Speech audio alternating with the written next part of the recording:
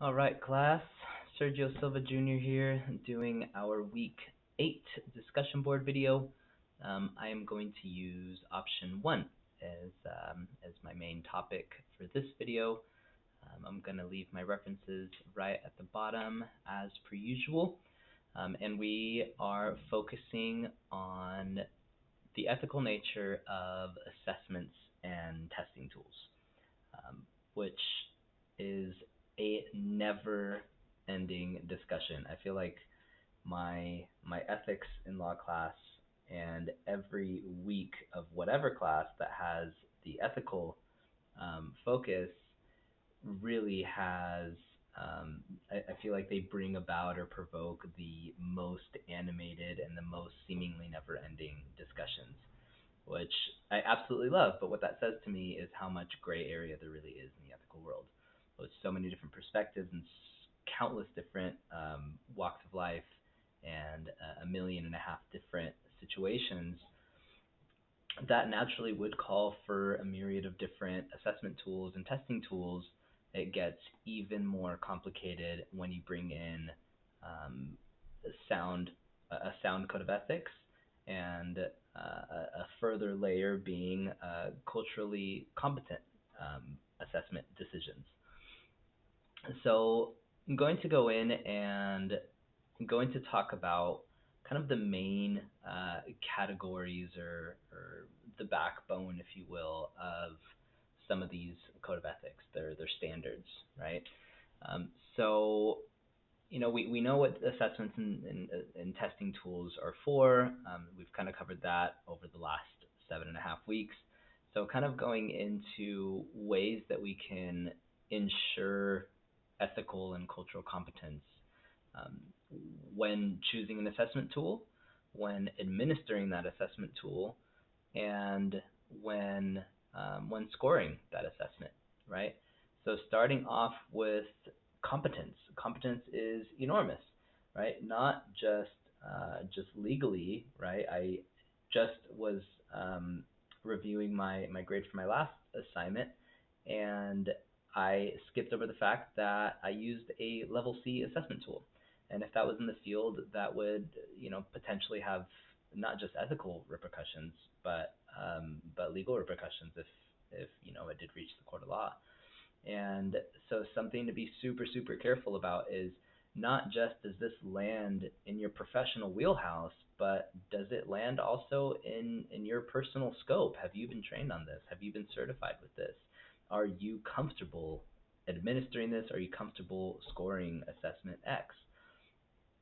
Right? That is one of the first ethical questions that you should be asking yourself as a clinician. And how are you talking about that in your informed consent as well? Like, are you being completely transparent with this assessment um, with with your client? And during this kind of initial collaboration and this initial dialogue, that's when you can really start to gauge the client's culture and their status and their ability to potentially go through with this assessment, right? Another thing to consider is confidentiality. Clients really need to know, again, in their informed consent, what's going to happen with this information. Who is it really going to be going to? What are, just like back in advancement, what are going to be the limits of this confidentiality? Who can see this?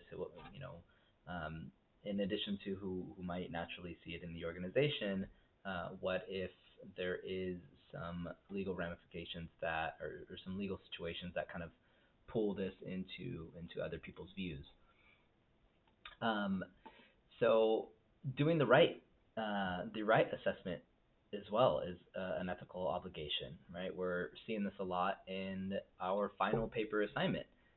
If there is um, if there is a need to assess for anxiety and for obsessions and all of these things, you might not necessarily point them to an IQ assessment, right?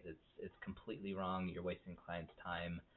You could potentially be wasting their money and also leading them in a completely wrong direction and being really irresponsible with their care and their welfare.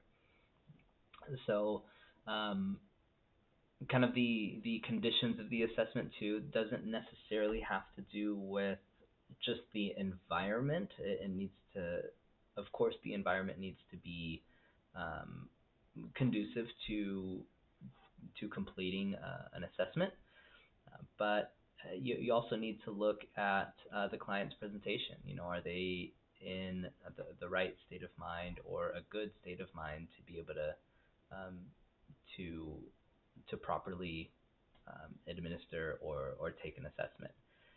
Um, when it comes to cultural competence as well, can can your client read through this assessment um, fully, and can they really grasp what's going on?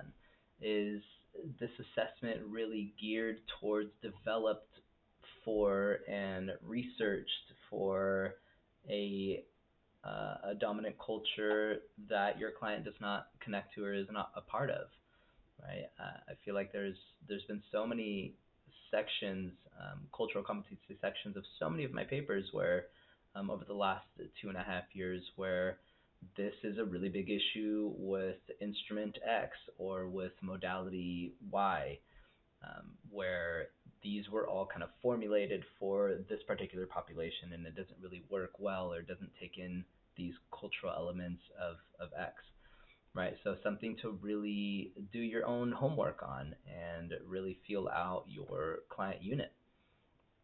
All right, so there is, like I said, there's an endless amount of cultural considerations, of ethical considerations to have, and obligations to have. But these are kind of some of the main pillars to look out for.